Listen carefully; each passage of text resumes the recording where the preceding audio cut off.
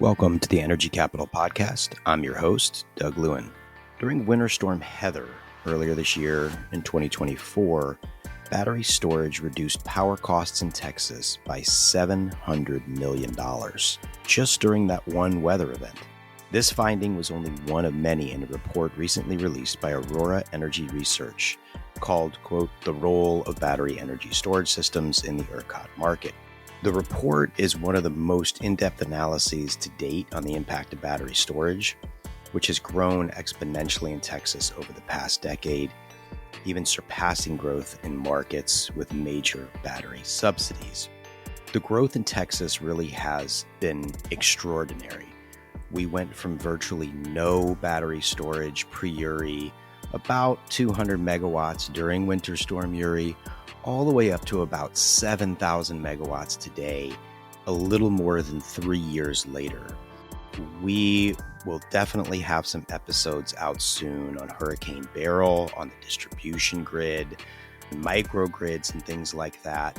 We recorded right before it and doesn't touch on it directly, but one of the things we will see post-Hurricane Beryl, we saw it post-Winter Storm Uri, is an uptick in customer-sited battery storage systems. And those battery systems, because of some forward-thinking policymaking at the PUC and at the legislature, the Aggregated Distributed Energy Resource Pilot, those batteries can participate in the market. So some of these effects of customer savings, market savings from battery storage, we will see from the increase in distributed generation as well. My guest for this podcast is Olivier Beaufils, one of the report's primary authors. He's the lead of the ERCOT Market team at Aurora Energy Research. It's a company focused on providing power market forecasting and analytics for energy markets around the world. Olivier was gracious enough to walk through this report and the key takeaways. We talked about how the study calculated these system savings during Heather, whether this type of savings can be expected in the future. One of the things I really loved about this conversation was how batteries are complementary to the mix that we have right now, not only renewables, but also natural gas, how batteries actually work quite well with them. We also got into September 6th, something I've talked about a lot on this podcast. That was September 6th of last year, which was the only time that ERCOT has declared an energy emergency alert since Winter Storm Uri, and they skipped level 1 and went straight to level 2. It was a major event, and without batteries, we absolutely would have had rolling outages. I learned a ton from this report and from the conversation. I hope you do too. The report is in the show notes. I encourage you to take a look. It is free and publicly available, and as always, thank you for listening, and please don't forget to share the podcast, leave a 5-star review wherever you listen, and subscribe at douglewin.com. Thank you. Olivier Beaufils, Aurora Energy Research, thank you so much for being with us and welcome to the Energy Capital Podcast. Thank you for having me. Why don't we start, Olivier, just with a quick word about Aurora Energy Research. Tell us a little bit about the firm and what y'all do. Yeah, absolutely. So Aurora Energy Research, we're at this point the largest dedicated power market analytics firm globally. We're born out of Europe and expanded sort of in all of the other markets, competitive markets around the world, in the US about 4 years ago. And really the main thing we do is we go in depth in studying power markets, in constructing forecasts, bankable forecasts that people will use to then go finance their project, to understand the impact of the changes in the energy market on the business, on the market, on consumers, and the system as a whole. So that's really what we do day in, day out. And that's really how we approach this report. Yeah, you guys have really become, you have been around the world for a long time, but in the United States really have become a go-to source on all things power markets. Really appreciate the expertise y'all have and encourage folks that are looking for energy-related podcasts to check out. I believe it's called Energy Unplugged, right? That's right. The podcast of Aurora. I'm a regular listener. Y'all do a great job over there as well. So, Olivier, you authored a report called Role of Battery Energy Storage Systems in the ERCOT Market. This was a very interesting report, turned a lot of heads, got a lot of attention from folks in the industry. Let's just start with just a quick summary of the report and some of the key takeaways from it. Yeah, absolutely. So the main reason for this report is there's been a lot of noise, a lot of discussions about last summer, about the last 12 months, and the roles that battery have played in the market in those last 12 months.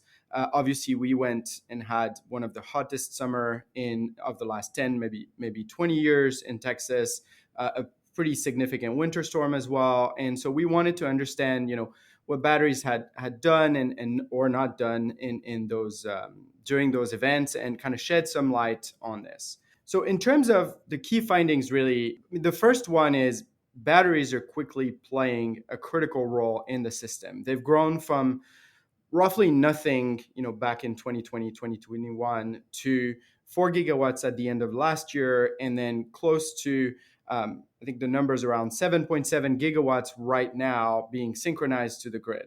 So just a tremendous amount of growth, and from essentially being, representing nothing of the generation capacity in Texas to over 5% of that capacity right now. And so this is a technology that we need to understand, and this is a technology that is providing a lot of benefits to the grid. And so we dived into exactly what that is from that initial look. And the first thing is, on regular days, batteries are constantly providing benefits. In particular, they're providing what is called ancillary services. I'm sure most of the listeners will be familiar, but those are sort of critical services that are needed for ERCOT to maintain reliability, maintain frequency, ensure that there is enough capacity in case there's an event on the grid. And by providing those ancillary services efficiently, they've been able to decrease the costs. And they've also allowed some of those gas plants to shift from providing those ancillary services into the energy market. And so day to day, batteries are very active in the market, and they're providing services that are quite critical for reliability. But the other one, and I'm sure we'll go into more details on that in this conversation with you, Doug, is their role during some of the critical or extreme events that we've seen. So summer 2023, as everyone that was in Texas during the summer will know, was extremely hot, created a lot of tightness on the grid, a lot of tension. And there were a number of days, in particular one day, September 6th, where batteries kept the lights on. Without the batteries on the system, ERCOT would have had to start shedding load. And so just that basic reliability of keeping the lights on is one of the things that batteries were able to do in the last 12 months.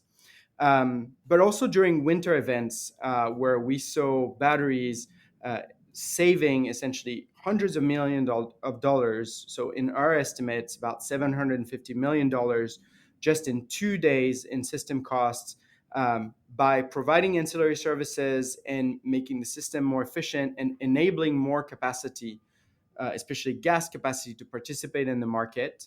And so therefore decreased prices for consumer by having more of that capacity and more generation online in the system. So they've been providing reliability services, they've been providing system cost decrease, and overall just a lot of benefits to the Texas system. Yeah, I think a lot of people, when they think about storage, are still, and I think this is true even of people in the industry, although it's sort of probably rapidly fading away, but still think of storage as this futuristic thing. This is something that's going to have a real big impact in a few years. It's coming. But what we're really seeing is, like, right now, it is having a major impact. So we'll dive into all of these, but you talked about September 6th and the determinative role that battery energy storage played on that day. You talked about the $700 million in January, on a couple of days in January during Winter Storm Heather. But I do just want to just back up and just put a finer point on this outrageous growth. And of course, we'll put a link to the study in the show notes so people can go find it and see all the great graphs and charts that are there. But as you point out in the report, there was really effectively hardly any storage at all as recently as 2020. And then just this meteoric rise all the way up to 4,000 megawatts at the end of 2023.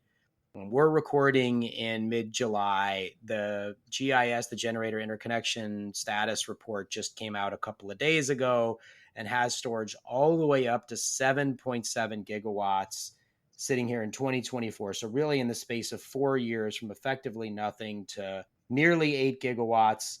It's really just been a meteoric rise. Can you talk a little bit about what that means? I think also you cited the battery capacity as a percent of peak load, which again you have a great graphic in the report showing again effectively 0 in 2020 all the way up to 5% in 2023. And it looks like by the time this year's over, that'll depend on what the peak demand actually is and all that, but be somewhere around 10%. Is this in line with expectations you had a few years ago? Did you kind of see this coming? Is this surprising to you? And what does this mean overall for consumers in Texas and for the market? Yeah, I mean, if I had to be honest with you, I think this has been way faster than even we were predicting. And so we have quite a lot of experience with batteries. As a UK company, we started seeing a lot of the battery ramp up in the UK, which was one of the first market to see really a lot of development in battery storage. And so we had a fairly strong understanding and a forecast of battery storage pretty early on when we started covering ERCOT. But this growth has actually surpassed everything we could imagine.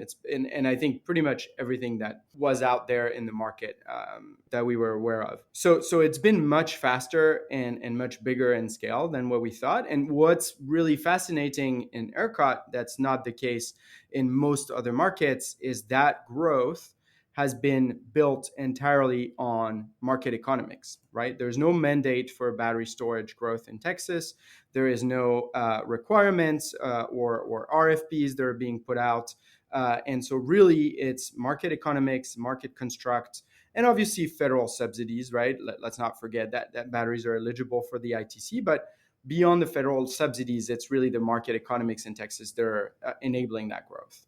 Yeah, and I didn't see it coming either. I think anybody that tells you they could see that we were going to be at 8 or 9 gigawatts at the end of 2024, and it's looking more and more like 15, 16, or even higher gigawatts in 2025. Anybody that called that in 2020, I would like to see where they called that in writing. So I want to come back to this. What I think is one of the major takeaways of the study is you went and looked at a couple of days in January. Again, it was Winter Storm Heather. It got very cold. It was similar, not to Winter Storm Uri, but to Winter Storm Elliott. Temperatures in the teens and things like that around the state. Conditions were tight. They actually looked like they were going to be tighter. So there were some interesting dynamics in the day ahead market. But you looked at both the day ahead market and the real time market and said the savings from storage were somewhere around $700 million. You talked about this a couple minutes ago, but can you dive a little bit deeper into how you arrived at that number? Because that's pretty eye-popping number, $700 million in savings to the market over 2 days. And I guess the other relevant question is, do you think that we'll see more days like that going forward, or was this just sort of a one-off anomaly in the past? That's a great question. And that was part of the core analysis we did for the study, understanding the impact on costs that battery had on system costs, right? Because this is an important distinction. Those $750 million, just like the ECRS cost that was mentioned last summer, those aren't directly consumer costs, right? There are system costs and then get passed on to consumer, but via different mechanisms. So what we looked at is what would happen essentially if you take out that battery capacity that was offered in the market in each of those hours over the course of the storm. How would that impact the pricing? So we have all of the offer curves and the awards from ERCOT. So for those 2 days, for each hour and each 15-minute period. And so we looked at these curves, reconstructed the entire offer curves, and looked at where the market cleared. So we had a very specific understanding of the amount of capacity that cleared and the price for each of those hours, and looked at reconstructing it essentially without the battery capacity. And the key here is to understand where that battery capacity was, right? For the majority of those hours, the majority of the battery capacity, the vast majority, was providing ancillary services, right? So regulation services, and then what is typically called spinning reserves, right? In Texas, we have different names for those. They're broken down between the responsive reserve service and then the the ERCOT contingency reserve service, and then obviously non-spin. So they were providing those ancillary services, but if they had not been providing those ancillary services, that means other units would have had to do that, right? And typically, historically in Texas, it's been gas plants, primarily peaker plants, as well as regular CCGTs providing those ancillary services. So if you take out the battery capacity that was providing those services that day, that means you're effectively taking away those gas plants from the energy market. And so then you can reconstruct an offer curve to understand where the market would have cleared for each of those hours or each of those 15-minute periods in the real-time market. It turns out that the day-ahead market is more impactful in those days. ERCOT was forecasting a very large amount of day-ahead demand, and so the market cleared very high in day-ahead. So that and ancillary services are also cleared in day-ahead. So the day-ahead market impact was really the largest one. But if you do the analysis on real-time market, it's a very similar number that you arrive at. And essentially, when we reconstructed it for each of the hours of those 2 days, so really just in a 48-hour period, you added up those savings to that $750 million number, of which obviously the key sort of morning hours for those 2 days are where the majority of the savings are, because the market was clearing at that $4,000 price. So that's how we put together that analysis, and really understanding the impact that battery capacity had on market clearing and pricing. To your second question, if I can jump into that one, is this going to happen again? I want to say yes. I mean, this is a feature of the ERCOT market. When the system gets tight, the market generates high prices, right? There's mechanisms for that in the market, but we've also seen batteries offer also generate some of those higher prices. It just creates those high price signals. And so we will see again, whether during winter storm or summer temperatures, high prices in Texas. There's no doubt on that. One of the things that people look at is, well, but what if we build a lot of capacity? What if we see all of this new battery capacity coming online? What if we see all of the thermal capacity that's being incentivized by the Texas Energy Fund come online? Then the system has a lot of margins, and maybe we don't see those situations again. Well, maybe for a few years, right? But load is growing. We're all hearing about electrification, about data centers, et cetera. And so that only lasts until load catches up, and then you're in a situation where you're going to have moments during the year where the system gets tight and those price signals are generated. Yes. And we will likely see other events where, I mean, the storage is already there. As we were talking about earlier, it's growing rapidly. So we will likely see days where we see similarly large savings again to the system, not necessarily directly to consumers, but to the system. The way you just described this, right? If I'm just summarizing, you basically have storage that is able to participate in ancillary services. This frees up some gas generation that would have been tied up in ancillaries. It's now in the market. That puts some downward pressure. You had quantified there's the three different ancillary services you looked at: RRS, reg up, and reg down. Between 50 and 75% of those three are now batteries. Of those three, we have seen steep cost declines in each of them, ranging from 20 to just about 50% cost declines. But we have not seen a cost decline in non-spin, where, as you said, batteries are generally not competing because it's a 4-hour product. So we are seeing these savings on these particular days because gas is freed up to be more in the market, but we're also seeing savings sort of spread across the year within these ancillary services, which, as people that follow the market know, those have been rising in cost as well. Do you want to talk any more about that finding? And overall, for instance, I guess on RRS, a 49% cost decline from 2020 to 2023, and the cost per megawatt hour. That seems like a pretty significant finding as well, pretty large savings to the market and ultimately to consumers as well, correct? That's right. And those ancillary services aren't small in aggregate cost, right? They're hundreds of millions of dollars, several $billion total. And if you pull all of them together, so those add up to real numbers if you calculate the potential cost savings that batteries have provided. And why is that? Well, batteries are particularly well suited to provide those services. If you think about regulation up and down, batteries can ramp down very, very quickly to respond to market adjustments for the frequency. They can also ramp up within seconds or less to respond to an outage or a unit tripping and provide essentially a spinning reserve service. And so they've been just much more efficient at providing those than sort of the legacy thermal plants that we have on the system, which have a higher cost in providing the same services, right? Because they have to consider their fuel costs, their ramp up time, and if they're not already operating, their startup costs. So all of these combines, essentially, we're seeing real savings as batteries continue to provide more and more of those services, and we expect that trend to continue. Essentially, we haven't hit the floor yet. We're at 75%, but we've seen market where batteries are starting to provide close to 100% of those services, and there's still room for those to decline.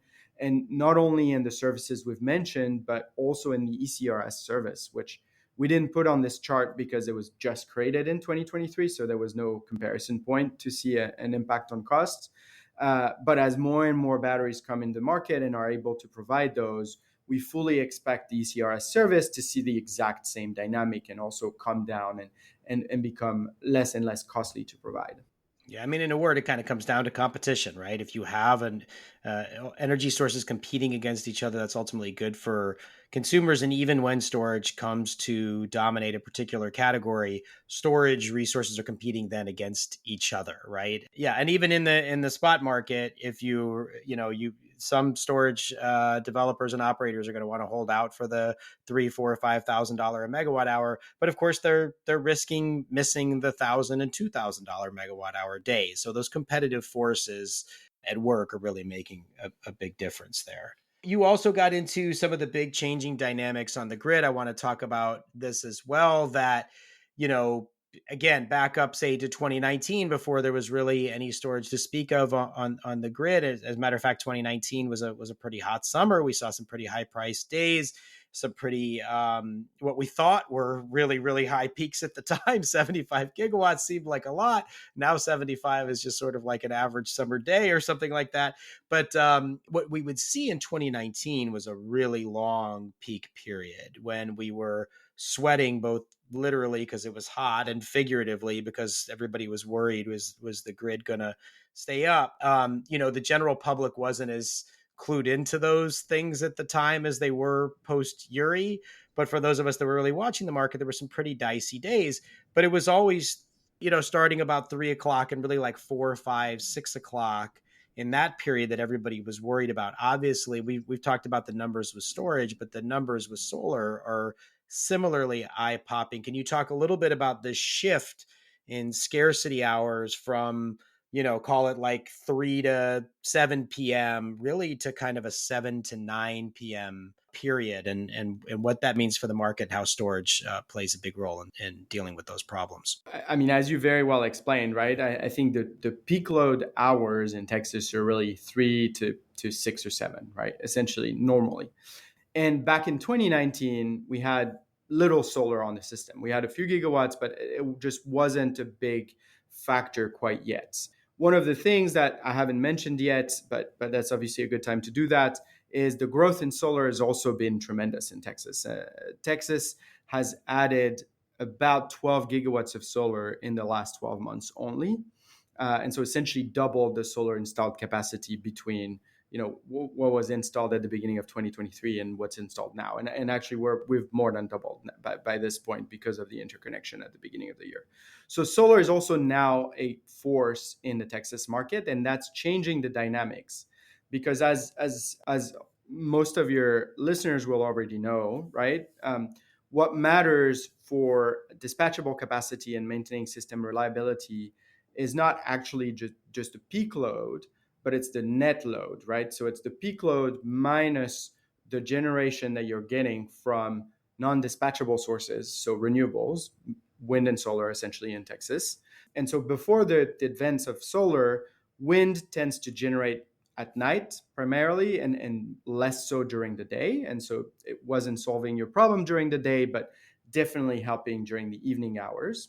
But solar obviously generates during the day, so it has this effect that really helps the system. What happens is solar obviously ramps down at sunset, so right around 7, 8 p.m., especially as you get further out in the summer into late August, September, the sun will set earlier. So by the time you hit 7 p.m., you start seeing really an impact. But the wind hasn't ramped up yet. And so you're really in that valley where the solar is coming down, the wind's not ramped up yet, and you have a 2 to 3 hour window where suddenly your net load is becoming quite high. It's rising because you don't have the solar anymore, but you don't have the wind yet. And that's really where you need as much dispatchable generation as you can, because Texans are still consuming a lot of power. As we know, it's still very, very hot at 7 p.m. in the summer in Texas. But suddenly you have to bring these gigawatts, right? These gigawatts on the system to maintain stability. And that's where battery storage play this really, really helpful role to the system, in that they can shift some of that solar from the middle of the day that's cheap, or even sometimes, even from the night before, that they could charge from the wind, and then they can dispatch it right during those hours that are really stressed, and where typically prices are also high, so they're capturing those high prices. And that's really that new dynamic on net load, right? In California, they call it the duck curve, because of the solar valley during the day. But in California, they don't have the wind, and so that duck curve has a very different shape. In Texas, it's very peaky, where you really need all that energy during those few hours of the evening.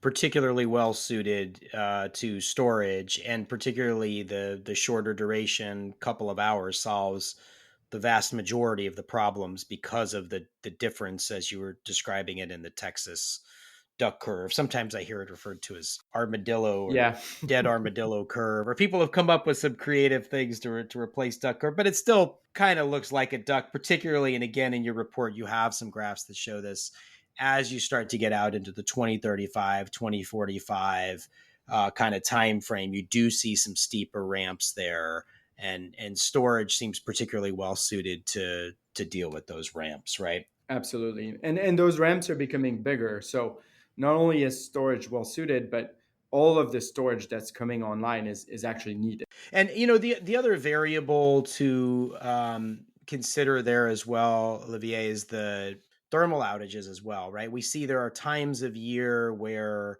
that's really what I try to help like people understand, is that like you really have these three variables. It is the demand, which is mainly is in the summertime driven by cooling load, and in the winter obviously driven by heating load. And then you have these other factors of renewable output and thermal outages. And so when you put all three of those together, that you got that high demand, low wind, high thermal outages, that's really where you end up getting into trouble. I'll let you speak to that, but I just want to though point out that this report, while it is obviously very bullish, I would say anyway, on storage and what it means for the market, has some pretty interesting findings on gas and gas peakers as well. One, that with the rise of batteries, we haven't seen a decrease in gas or the use of gas peakers. So I'd love for you to speak to that. But there's also a graph you have that shows that Texas in 2035, according to your modeling, will need about 38 gigawatts of capacity with a load factor above 30%. So to be not too jargony for folks that are more at a beginner phase of this stuff and want to keep up with these conversations, we're talking about power plants that would be running, more than 1/3 of the hours during the year, because a lot of power plants are going to just run in those hours of scarcity where prices are high and the system really needs it. And basically what you're showing is a system that is moving more and more towards valuing those resources that do operate with lower capacity factors. And you quantified a need, or you put a potential capacity need of 20 gigawatts of flexible gas generation, another 20 gigawatts of storage. But that would suggest, and you put it pretty clearly on your slide, that among current combined cycle and coal plants in ERCOT, there's about 55 gigawatts. We probably only need about 38 of that in 2035. So this is a very big shift in the market, not happening tomorrow or next year, but over the course of a decade, Doesn't mean we need no base load in your view, as expressed in this report. We're going to need some, but probably less of that, but a lot more of the flexible stuff running 5, 10, 20% of the year rather than 40 or 50%. Did I characterize that correctly? Please feel free to say if I didn't, but then also add any additional color or explanation you'd like there. No, that's exactly right. That's a good summary. I think the fundamental shift is that the system needs more flexible capacity. It needs less of those baseload generation. It's, as you said, it still needs some, right? And it can take different technologies to provide that. But it doesn't need as much as it needed in the past, because we have all this renewable generation coming up, because demand patterns are also evolving. People are consuming electricity at different times, and so that flexibility is really what is driving a lot of the needs. And maybe just to go back on the use of gas generation, I think one thing that people sometimes miss is the fact that this is not a zero sum game, right? Where if I have a little bit more of something, that means I have to have a little bit less of something else. And the reason for that is because we are in a system that's evolving quickly.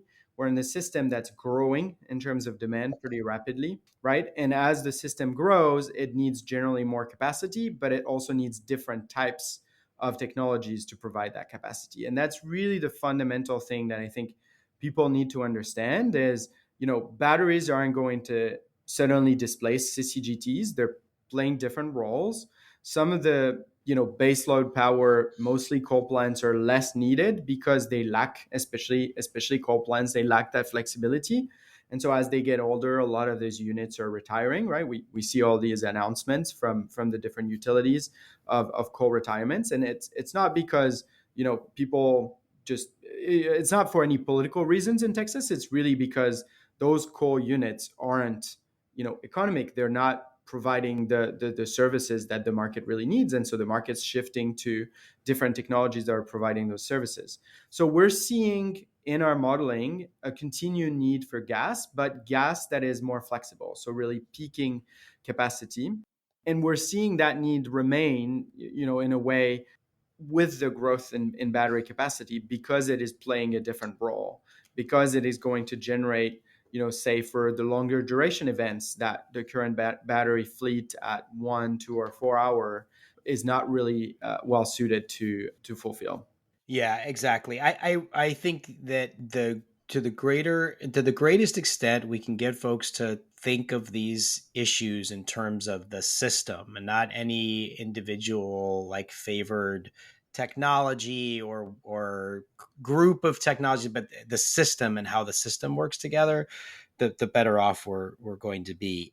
You mentioned load growth and how this isn't a zero sum game, because there's a lot of reasons why it's not a zero sum game, but one of those is rapidly rising load growth. How does that factor into your modeling? I don't know if Aurora's done particular work on this, but obviously there's been a ton of attention on ERCOT's sort of bombshell at the regional planning group that, we might go to 152 gigawatts.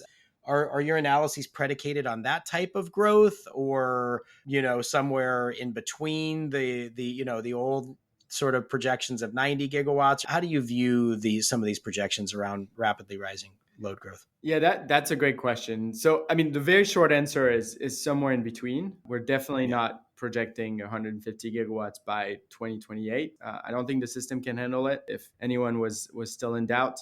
But I think one thing that's really important for people to understand is the numbers that was put out at that meeting, the 150 gigawatt, is not a forecast, right? It is just a stack up of all of the load interconnection requests that the different TSPs and ERCOT are looking at for those specific years. So it's everyone that's submitted an interconnection requests.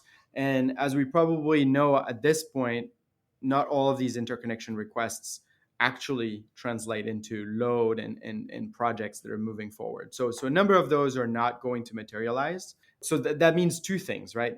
One is there is load growth. And obviously, I think that would be foolish to ignore that. We're seeing the system grow. We're seeing the need for more capacity to fulfill that growth.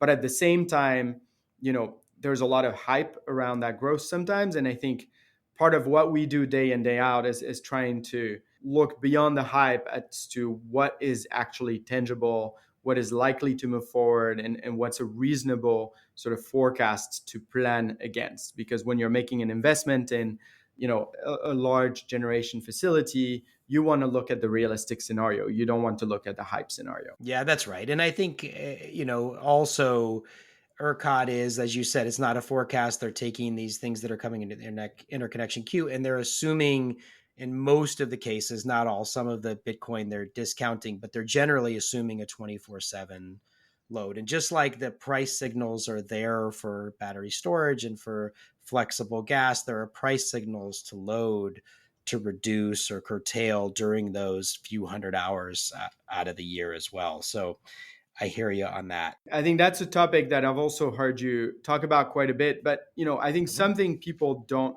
think about is these loads are also going to look at becoming more efficient. When you think about data centers, right? Data centers have every incentive to become more efficient and to be able to reduce their cost in terms of providing power. So there is going to be efficiency gains as well that are going to materialize as we go into the future. And hopefully we can make some of these maybe expand or incentivize some more efficiency.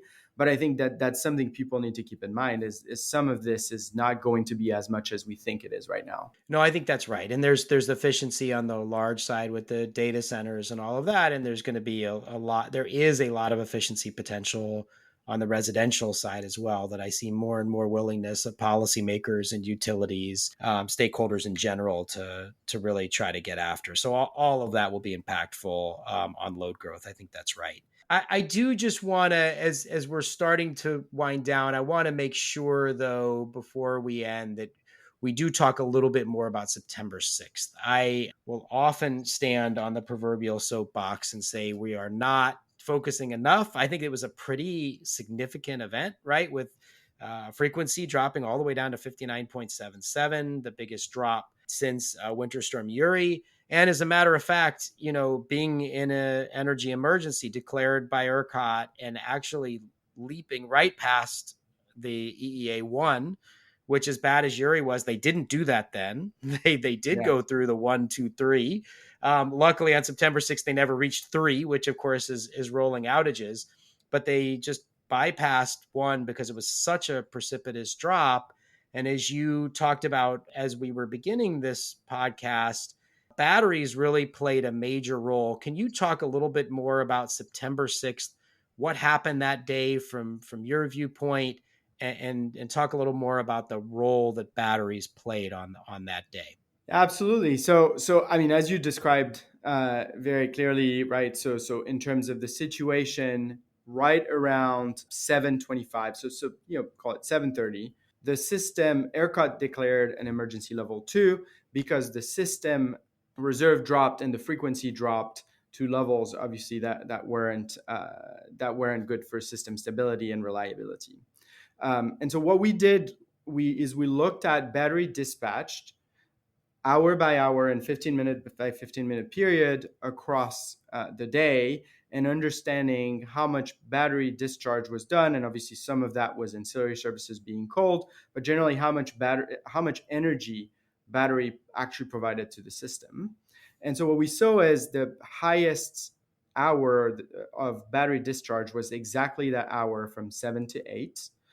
Where batteries provided on average 1.4 gigawatts of energy across the hour, but actually discharge on a 15-minute basis all the way up to 2 gigawatts of energy. And I think that's something that's really important to keep in mind, because then we compared that to the amount of physical reserves that were remaining in the ERCOT market for each of those hours of highest system stress, right? And so in the case of September 6th, 7 to 8 p.m. And when you look at this, you see that there was only 600 megawatts of reserves left before ERCOT had to declare an EEA3, so an emergency level 3, which is, it's not that they have zero reserves left, but it's the threshold at which they have to start shedding load to maintain system stability. And so essentially we had 2 gigawatts or 2,000 megawatts of battery dispatch during that 15-minute period when ERCOT was only left with 600 megawatts of reserves, which means if the battery dispatch had not happened on that day, ERCOT would have had to shed load because it would have been below that threshold and by quite a lot, right? It would have been below by 1.4 gigawatts, which at that point is actually really close to just system collapse. And so, to put it simply for readers, batteries kept the lights on, right? Without the batteries, ERCOT would have had to start shedding load. This obviously would not have been a URI, right? I think that's also important to understand.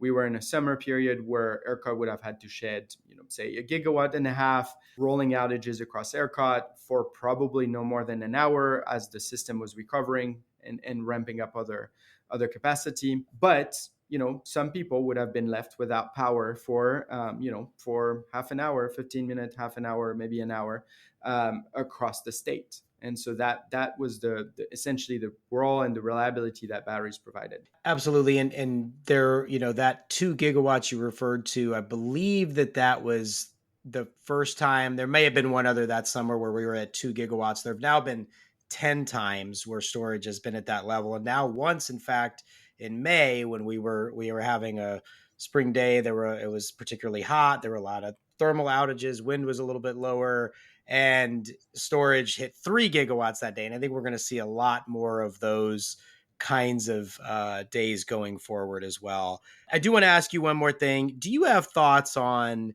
longer duration storage? Because the vast majority of storage we have is 1 to 2 hours. And we've been talking about, and I don't want to gloss over, like 1 to 2 hour storage is extremely valuable. If that's lost on anybody this far into the conversation, then they just haven't been paying attention. So in no way am I saying it's not valuable. It is.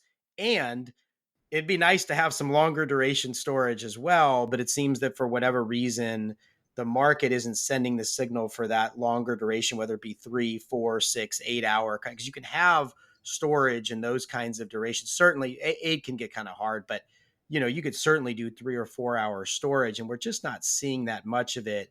Do you attribute that to, what do you attribute that to? And do you have thoughts on how we could attract 3 or 4 hour? And I guess I should just ask the question, do you agree with that? Would it be valuable to have that longer duration? Or maybe my assumption there is just wrong, and it's just not really what the system needs, and that's why we're not getting it.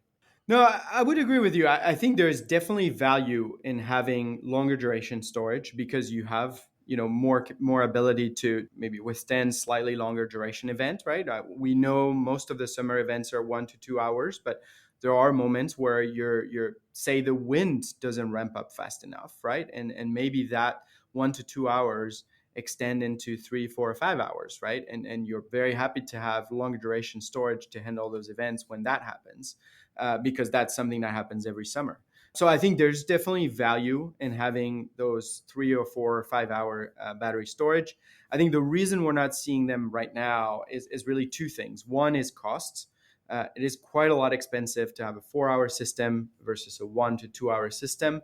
And so we are going to need to see those costs coming down for those systems to be economic in the ERCOT market. And then the other one is that the bigger price signals right now or more a 1 to 2 hour price signal. And that's sort of the additional arbitrage you get from that third and fourth hour is just much lower than the amount of money you get from the first and second hour. So I think it's the combination of the two. The price signal is not as strong for those third and fourth hour. It doesn't mean they're not valuable, but they're just not as valuable. And the costs, on the other hand, that you have to put up for those systems is too high. So that's the situation we're in right now. In our modeling, we do see 4-hour system emerging, especially in the 2030s, naturally, even without market design changes. So it is something that becomes economic in the Texas market. It's just not something we're seeing quite at that moment. Okay, good. Yeah, I have a lot more questions, but I don't want to go on too long here. So I think we'll leave it there, but I'll look forward to diving into some of the economics around storage in future episodes, hopefully future conversations with you, Olivier. This has been great. Is there anything that I didn't ask you that you wish that I had? Anything else you'd like to say? No, I think thanks a lot, Doug. I think we've covered it pretty extensively, honestly. And maybe one comment to say is, watch out this summer. This clearly is stacking up to be another hot summer in Texas, and we're continuing to see load growth. So I think a lot of the findings we have in this report we're likely to see being repeated, and probably even in bigger scale, with batteries providing more of that critical energy, more of those ancillary services over the summer. So I think for everyone to watch, right? We'll have August is coming up in a few weeks, and I'm sure we'll have a lot more examples of that coming up. For sure. I think that's absolutely correct. Lots more. So stay tuned, everybody. And really, thank you, Olivia. I think this report is a big contribution. Of course, we have a link to it in the show notes. I hope folks will check out the research and all the good stuff coming out of Aurora Energy Research. You guys are doing great stuff, and appreciate the contribution you're making to the knowledge base of the industry and stakeholders. So thank you, and thanks for taking time to be on the podcast. Thanks for having us, and thanks for the conversation. Thank you for listening to the Energy Capital Podcast. I hope you enjoyed the episode. If you did, please like, rate, and review wherever you listen to your podcasts. Until next time, have a great day.